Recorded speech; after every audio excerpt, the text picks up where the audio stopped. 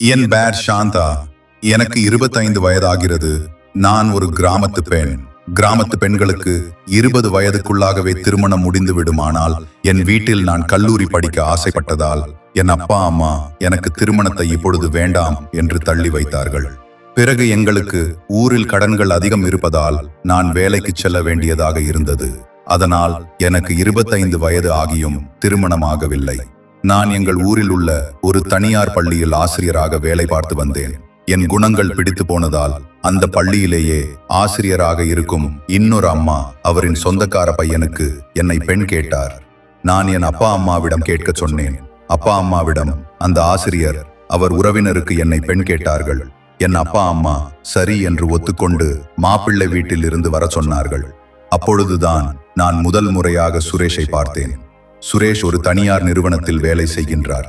மாதம் அவருக்கு 50,000 வருமானம் வருகிறது. சென்னையில் ஒரு அடுக்குமாடி குடியிருப்பில் வசிக்கின்றார். கிராமத்தில் அவர்கள் அப்பா அம்மா இருக்கிறார்கள். சுரேஷ் வீட்டிற்கு ஒரே பையன். இவை எல்லாமே எனக்கு சாதகமாக அமைந்தது போலவே இருந்தது. ஏனென்றால் நான் என் கல்யாண வாழ்க்கையில் என் கணவருடன் நிம்மதியான தனிமை வாழ்க்கையைத்தான் நான் ஆசைப்பட்டேன். சுரேஷுக்கும் என்னை பிடித்து போனதால் எங்கள் இரு வீட்டில் சம்மதத்துடன் எங்களுக்கு திருமணம் நடந்து முடிந்தது. திருமணம் நடந்த ஒரு மாதத்தில் நாங்கள் எங்கள் கிராமத்தில் இருந்தோம். அதன் பிறகு பணிக்காக நாங்கள் சென்னைக்கு, அவர் இருக்கும் அடுக்குமாடி குடியிருப்புக்கு சென்று விட்டோம். சுரேஷ் என்னிடம், நாம் இருவரும் சிறிது காலம் சந்தோஷமாக இருக்கலாம், இப்போதைக்கு நம்மளுக்கு குழந்தைகள் வேண்டாம் என்று கூற நான் சரி என்று ஒத்துக்கொண்டேன். சுரேஷ் என்னிடம் அன்பாகவும் பாசமாகவும் இருந்தார். ஒரு நாள் சுரேஷ் முக்கியமான வேலைக்காக காரணமாக வெளியூருக்கு செல்வதாக இருந்தது. அன்றிலிருந்து இன்று வரை சுரேஷ் என்னிடம் சரியாக பேசுவதில்லை, அதிகமாக இருப்பதில்லை. வேலை வேலை என்று ஆபீஸ்க்கு சென்று விடுவார். பிறகு காலங்கள் வருஷங்களானது.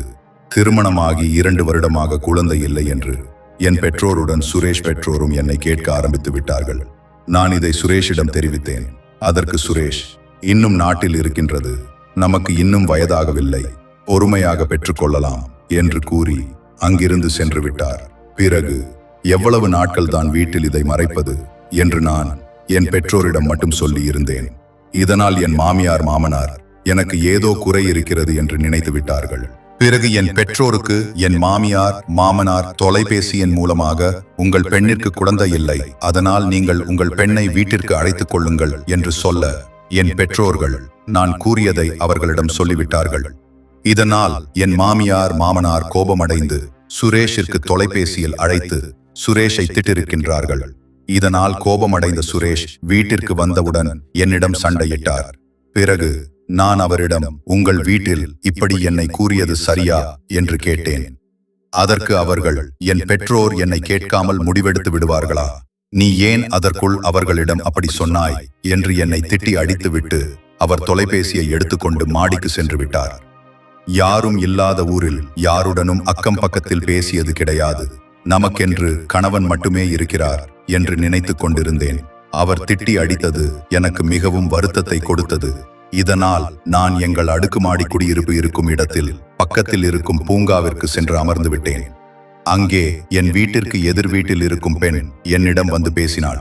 அக்கா, நீங்க ரொம்ப அழகா இருக்கீங்க, உங்களோட முடி ரொம்ப நீளமா இருக்கு, எனக்கு உங்களோட முடியோட ரகசியத்தை சொல்லுங்கள் என்று கேட்டுக்கொண்டே என் அருகில் வந்து அமர்ந்தால் முதலில் நான் அவளிடம் பேச தயக்கப்பட்டேன்.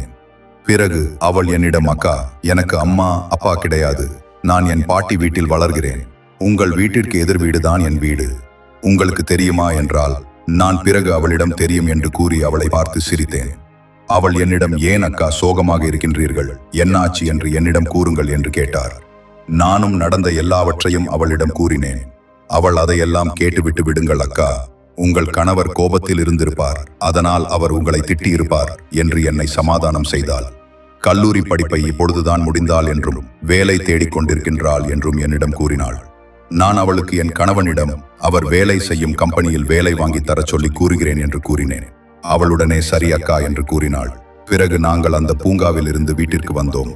என் கணவர் வீட்டில் சோபாவில் அமர்ந்திருந்தார். என்னை கண்டவுடன் ஓடி வந்து, என்னை மன்னித்து விடு சாந்தா, ஏதோ ஒரு கோபத்தில் உன்னை அடித்து விட்டேன் என்று என்னை கட்டிப்பிடித்துக் கொண்டார். பிறகு அவரிடம், நான் அப்படியெல்லாம் சொல்லாதீர்கள், நான் செய்ததுதான் தவறு என்று நான் கூறினேன். என்ன சண்டை வந்தாலும் நீ என்னை விட்டு சென்று விடக்கூடாது என்று என் கணவர் என்னிடம் சத்தியம் வாங்கி கொண்டார்.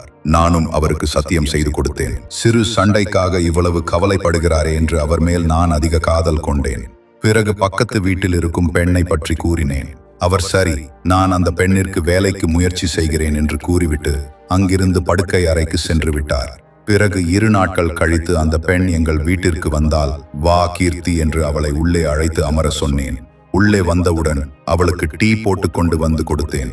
பிறகு சாப்பிடுவதற்கு என்ன வேண்டும் என்று கேட்டேன். அவள், எனக்கு உணவு எல்லாம் வேண்டாமக்கா, நான் உங்கள் கணவரிடம் வேலை வேண்டும் என்று கேட்க சொன்னேனே, என்ன ஆச்சு என்று என்னிடம் கேட்டால், நான் அவளிடம் 2 நாட்களுக்கு முன்பே அவரிடம் சொல்லிவிட்டேன் உனக்கு வேலை வேண்டும் என்று. இன்று இரவு கேட்கின்றேன் கீர்த்தி என்று அவளிடம் கூறினேன். சரி அக்கா என்று அவள் அங்கிருந்து செல்ல முயற்சித்தாள். அப்பொழுது அவள் உடைந்திருந்த ஆடை அழகாக இருக்கிறது என்று அவளிடம் கூறினேன். அவள் உடனே, இங்கே ஒரு அண்ணா துணிகள் எல்லாம் விற்று வருகிறார், ஞாயிற்றுக்கிழமை மட்டும்தான் அவர் வருவார், உங்களுக்கு வேண்டும் என்றால் சொல்லுங்கள், அவரை துணிகள் எல்லாம் எடுத்து வர சொல்கிறேன் என்று என்னிடம் சொன்னால், எனக்கும் அவள் அணிந்திருந்த ஆடை பிடித்து இருந்ததால் சரி என்று கூறினேன்.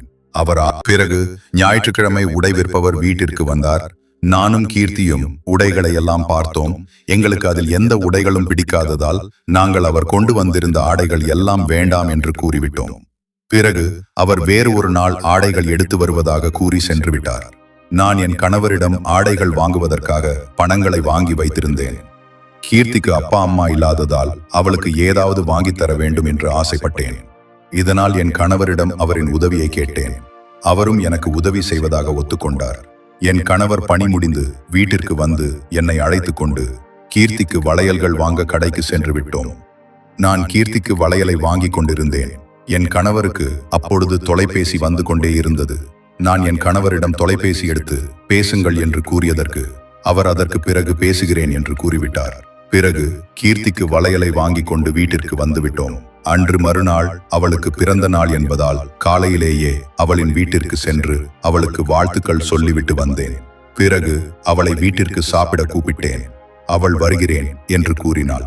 ஆனால் அதற்குள் அவளது தொலைபேசி அடித்தது. உடனே அவள், அக்கா, நான் சிறிது நேரம் கழித்து வீட்டிற்கு வருகிறேன் என்று கூறிவிட்டு அங்கிருந்து சென்றாள். நான் என் வீட்டிற்கு வந்து விட்டேன். அப்பொழுது என் கணவர் யாருடனோ தொலைபேசியில் பேசிக் கொண்டிருந்தார். அவரிடம் நான், கீர்த்தி நம் வீட்டிற்கு சாப்பிடுவதற்கு வருகிறாள் என்று அவரிடம் சொன்னேன். அதற்கு அவர் சரி என்று தலையாட்டிவிட்டு வேலைக்கு செல்ல தயாரானார். பிறகு கீர்த்தியும் எங்கள் வீட்டிற்கு வந்தார். நாங்கள் மூவரும் ஒன்றாக அமர்ந்து உணவு அருந்தினோம். அப்பொழுது என் கணவரும் நானும் அவளுக்கு வாங்கிய வளையல்களை அவளிடம் கொடுத்தோம். அவள் அதை பார்த்துவிட்டு மிகவும் மகிழ்ச்சி அடைந்தாள். பிறகு அவள் என்னை கட்டிப்பிடித்து முத்தம் கொடுத்து நன்றி அக்கா என்று கூறினார். நான் கொடுத்த வளையலை விட என் கணவர் அவளுக்கு மிக பெரிய பரிசை கொடுத்தார். அது என்னவென்றால், என் கணவரின் கம்பெனியில் கீர்த்திக்கு வேலை கிடைத்து விட்டது என்று கீர்த்தி மிகவும் மகிழ்ச்சி அடைந்தாள். பிறகு 2 நாட்கள் கழித்து வந்து பணியில் சேர்ந்து கொள்ள வேண்டும் என்று என் கணவர் அவளுக்கு ஒரு லெட்டர் கொடுத்தார். அவளும் தலையாட்டி கொண்டு அதை வாங்கி கொண்டாள். என் கணவர் வேலைக்கு சென்று விட்டார். நானும் கீர்த்தியும் கோயிலுக்கு சென்று வந்தோம். பிறகு மாலை கீர்த்திக்கு நல்லபடியாக பிறந்த நாள் விழா கொண்டாடினோம். 2 நாட்கள் கழித்து வேலைக்கு சென்றாள் கீர்த்தி. கணவர் வீட்டில் இல்லாத பொழுது கீர்த்தியுடன் தான் நான் என் பொழுதுகளை எல்லாம் கழித்து வந்தேன். இப்பொழுது கீர்த்தியும் வேலைக்கு செல்வதால் தனியாக வீட்டில் இருந்தேன். அப்பொழுதுதான் அந்த ஆடை விற்பவர் எங்கள் வீட்டிற்கு வந்தார். யாரோ வீட்டின் கதவை தட்டுவது போலிருந்தது. கதவை திறந்த பொழுது ஆடை விற்பவர் வெளியே நின்று கொண்டிருந்தார். அவரை வீட்டிற்குள் அழைத்து அவர் கொண்டு வந்திருந்த ஆடைகள் எல்லாம் பார்த்து கொண்டிருந்தேன். அப்பொழுது அவர் என்னை பற்றி விசாரித்தார். அவரிடம் இயல்பாக எல்லாவற்றையும் கூறினேன். அதற்கு அவர், நீங்கள் இவ்வளவு அழகாக இருக்கிறீர்கள், உங்களை விட்டு உங்கள் கணவர் ஏன் இப்படி நடந்து கொள்கிறார் என்று என்னிடம் கேட்டார். முதலில் எனக்கு அவர் சொன்னது புரியவில்லை. பிறகு அவரிடம், என்ன சொல்கிறீர்கள், என் கணவர் என் மேல் மிகவும் அன்பாக இருக்கிறார் என்று நான் சொன்னதற்கு, நீங்கள் வந்து 2 வருடம் தான் ஆகின்றது, நான் இங்கு 5 வருடமாக துணிகளை விற்று வருகிறேன். நான் அன்று உங்களுக்கு ஆடைகளை கொண்டு வந்து கொடுத்த பொழுதே உண்மையை சொல்லலாம் என்று நினைத்தேன். ஆனால் அன்று உங்களுடன் அந்த பெண் இருந்ததால் என்னால் கூற முடியவில்லை என்று என்னிடம் கூறினார். நான் உடனே அவரிடம், என்ன ரகசியம் அப்படி என்னிடம் சொல்ல போகிறீர்கள் என்று கேட்டதற்கு அவர், உங்கள் கணவருக்கும் எதிர்வீட்டு பெண்ணிற்கும் திருமணத்திற்கு முன்பிருந்தே பழக்கம் ஏற்பட்டிருக்கிறது என்று கூறினார். முதலில் அவர் அப்படி கூறியதற்கு நான் அவரிடம் சண்டையிட்டேன். பிறகு அவர் என்னிடம், நான் உண்மையைதான் கூறுகிறேன், நீங்கள் வேண்டுமென்றால் உங்கள் கணவரின் தொலைபேசியை எடுத்து சோதனை செய்து பாருங்கள் என்று கூறினார். முதலில் அவர் கூறியது எனக்கு ஆச்சரியமாக இருந்தது. நம்மிடம் அக்கா என்று பாசம் வைத்திருக்கும் அந்த பெண் எப்படி நமக்கு துரோகம் செய்திருப்பாள் என்று நினைத்துக் கொண்டிருந்தேன். ஆனால் அந்த ஆடை விற்பவர் கூறுவதை என்னால் நம்பவும் முடியவில்லை. இதனால் நான் அவரை வீட்டை விட்டு அனுப்பிவிட்டேன். பிறகு நான் எல்லாவற்றையும் யோசித்து பார்த்தேன். கீர்த்தியின் பிறந்த நாள் அன்று நான் வாழ்த்து சொல்ல சென்ற பொழுது அவளுக்கு தொலைபேசி அழைப்பு வந்ததும் என்னை அங்கிருந்து அனுப்பிவிட்டாள். பிறகு வீட்டிற்கு வந்த பொழுது என் கணவரும் தொலைபேசியில் பேசிக் கொண்டிருந்தார். என் கணவரும் அவளும் ஒரே கம்பெனியில் வேலைக்கு சேர்ந்தது, அதுவும் என்னுடைய உதவியாளே. என் கணவரின் கம்பெனியில் வேலைக்கு சேர்ந்தது. பிறகு ஒரே கம்பெனி என்பதால் இருவரும் ஒரே வண்டியில் வேலைக்கு செல்வது என்று எல்லாம் எனக்கு குழப்பத்தை ஏற்படுத்தியது. பிறகு அந்த ஆடை விற்பவர் சொன்னது மாதிரியே நான் என் கணவரின் தொலைபேசியை எடுத்து ஆராய்ந்து பார்த்த பொழுது எனக்கு பேரதிர்ச்சி. என் கணவரின் தொலைபேசியில் என் தேவதை என்று கீர்த்தியின் தொலைபேசி எண் பதிவிடப்பட்டிருந்தது. அவர் தொலைபேசியை ஆராய்ந்த பொழுது அவர் திருமணத்திற்கு முன்பே கீர்த்தியுடன் எடுத்துக்கொண்ட புகைப்படங்கள் எல்லாம் பதிவேற்றம் பட்டிருந்தது. இவற்றை பார்த்து எனக்கு பேரதிர்ச்சி. பிறகு இவர்களை எப்படியாவது கையும் களவுமாக பிடிக்க வேண்டும் என்று யோசித்தேன். எனக்கு துரோகம் செய்த என் கணவரை கீர்த்தியையும் சும்மாவிடக்கூடாது என்று நினைத்தேன். என் கணவர் பாத்ரூமில் இருந்து வெளிவந்தவுடன் அவரின் தொலைபேசியை அவர் சட்டிலேயே வைத்துவிட்டு அங்கிருந்து சமையலறை நோக்கி சென்று விட்டேன். மறுநாள் நான் என் கணவரிடம் என் தந்தைக்கு பேச வேண்டும் என்று கூறி அவரின் தொலைபேசியில் எடுத்து என் தந்தைக்கு அழைத்து என் தந்தையிடம் பேசிவிட்டு அவரிடம் நேற்று நான் பார்த்த எல்லாவற்றையும் காட்டி என்னை ஏமாற்றி விட்டீர்கள் என்று கேட்டதற்கு அவர் என்ன சொல்வது என்று தெரியாமல் அதிர்ச்சியில் நின்று கொண்டிருந்தார்.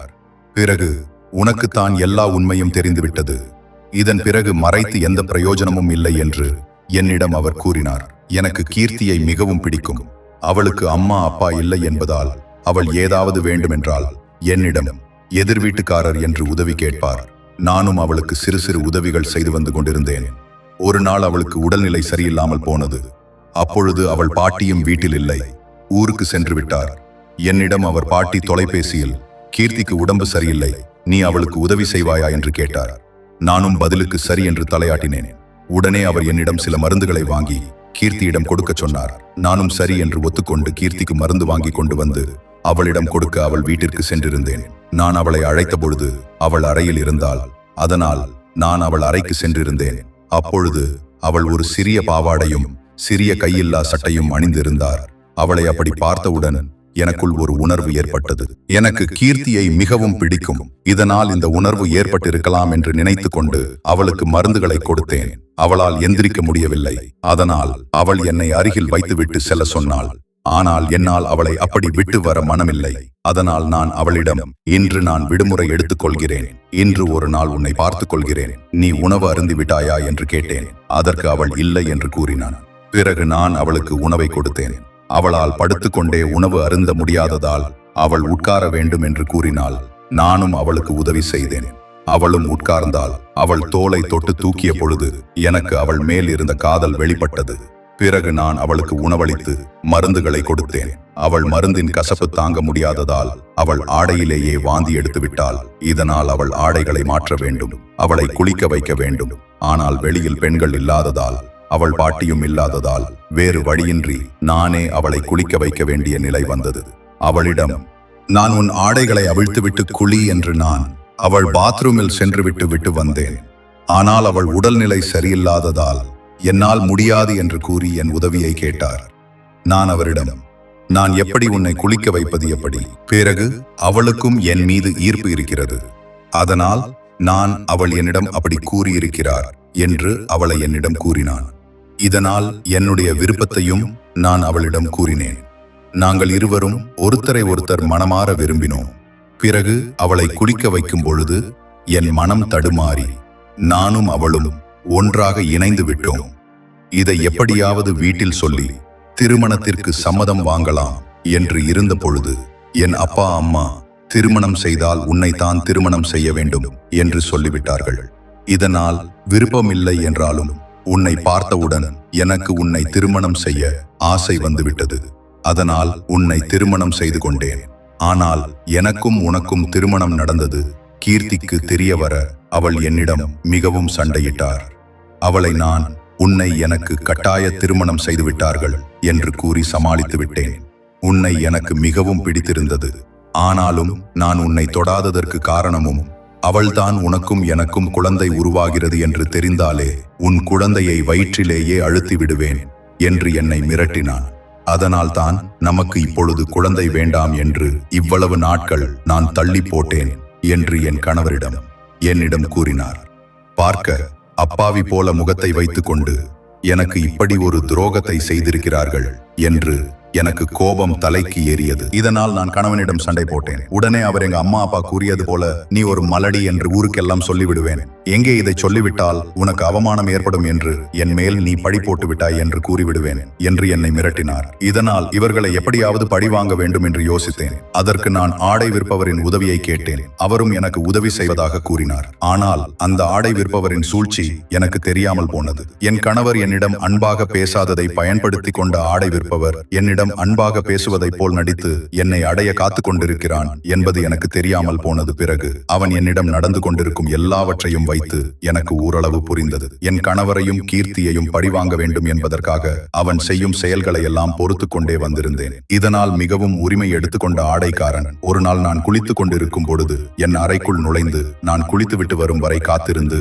என்னிடம் தவறாக நடந்து கொள்ள முயற்சித்தான். நான் அவனிடம் இதெல்லாம் சரியாக வராது என்று கூறி அங்கிருந்து செல்ல சொன்னேன். பிறகு அவன் உனக்கு இவ்வளவு உதவிகள் செய்கின்றேன், எனக்காக ஒரு முறை நீ என்னுடன் இருக்க மாட்டாயா என்று கேட்டார். அவன் சொல்வதும் சரிதான் என்று நினைத்து எனக்கு இப்பொழுது மனநிலை சரியில்லை, பிறகு இன்னொரு நாள் நான் உனக்கு சொல்கிறேன், அப்பொழுது நாம் சந்தோஷமாக இருக்கலாம் என்று அவனை அனுப்பி வைத்து விட்டேன். என் கணவரும் கீர்த்தியும் ஒன்றாக இருக்கும் பொழுது அறையை பூட்டிவிட்டு அக்கம் பக்கத்தில் இருப்பவரிடம் கூறிவிடலாம் என்று அந்த ஆடை விற்பவன் எனக்கு ஒரு யோசனை சொன்னார். நானும் சரி என்று தலையாட்டினேன். அன்று மறுநாள் அந்த யோசனையை நிறைவேற்றலாம் என்று காத்திருந்தோம். ஆனால் அன்று இரவு என் கணவர் மிகவும் மது அருந்தி இருந்தார்.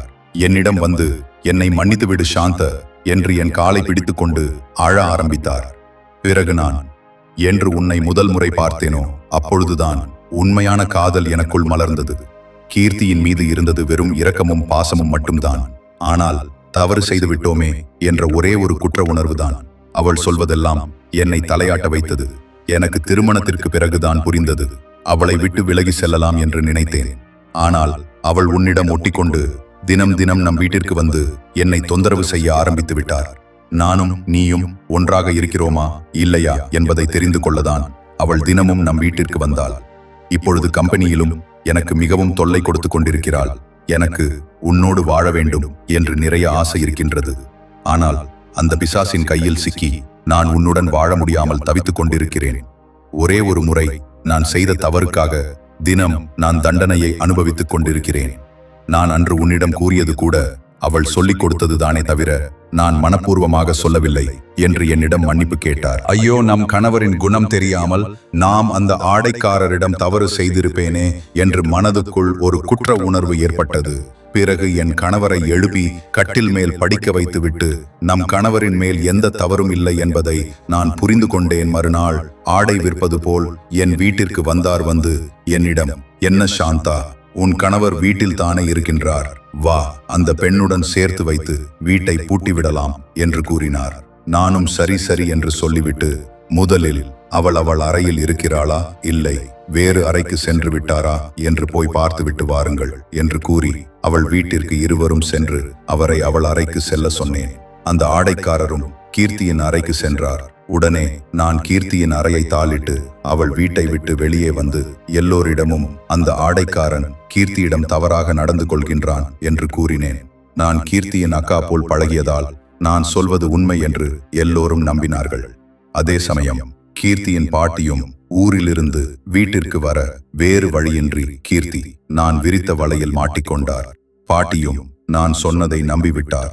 இங்கு என்ன நடக்கிறது என்று என் கணவருக்கு புரியவில்லை.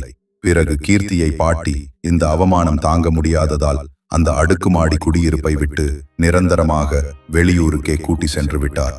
ஆடை விற்பவரின் பேச்சை நம்பி நான் என் கணவரை அந்த வீட்டில் வைத்து பூட்டி இருந்தால் நிச்சயம் தண்டனை எனக்காகத்தான் இருக்கும். கீர்த்திக்கும் என் கணவருக்கும் திருமணம் எளிதாக நடந்திருக்கும். இவற்றை முன்கூட்டியே நான் யோசித்தேன். இதெல்லாம் எதற்காக அந்த ஆடைக்காரர் நம்மிடம் கூறுகிறார் என்று யோசித்தேன். பிறகு அந்த ஆடைக்காரர் என்னிடம் வந்து கீர்த்தியையும் எனது வீட்டுக்காரரையும் தவறாக சொன்னதிலிருந்து இப்பொழுது வரை எனக்கு உதவி செய்வது போல் நடித்துக் கொண்டிருந்தது எல்லாமே கீர்த்தி போட்ட திட்டம்தான் என்பது எனக்கு வேலை செய்யும் பெண்ணிடமிருந்து தெரிய வந்தது. அதனால்தான் கீர்த்திக்கும் அந்த ஆடை விற்பவருக்கும் தகுந்த தண்டனை கிடைக்க வேண்டும் என்று நான் அப்படி செய்தேன்.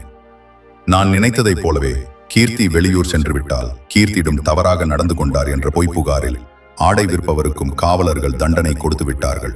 இப்பொழுது நானும் என் கணவரும் சந்தோஷமாக வாழ்ந்து வருகிறோம். எனக்கு 3 மாதம் நிறைவாகிறது. என் குழந்தை நன்றாக இருக்கிறது என்று மருத்துவர்கள் கூறினார்கள். இது எப்படி நடந்தது என்று என் கணவர் என்னிடம் கேட்டார். அப்பொழுதுதான் நான் அவரிடம் உண்மையை கூறினேன். நீங்கள் ஒரு நாள் மது குடித்துவிட்டு என்னிடம் ஒன்றாக இருந்து விட்டீர்கள். ஆனால் குழந்தை வேண்டாம் என்று நீங்கள் சொன்னதால் எங்கே இதை நீங்கள் ஏதாவது செய்து விடுவீர்களோ என்று நான் மறைத்தேன் என்று அவரிடம் சொன்னேன். ஆனால் அவருக்கோ அளவு கடந்த சந்தோஷம். என்னுடைய குழந்தை உன் வயிற்றில் வளர்கிறது என்றால் நான் தான் அதிர்ஷ்டசாலி என்று சொல்லி என்னை தூக்கி சுற்றினார்.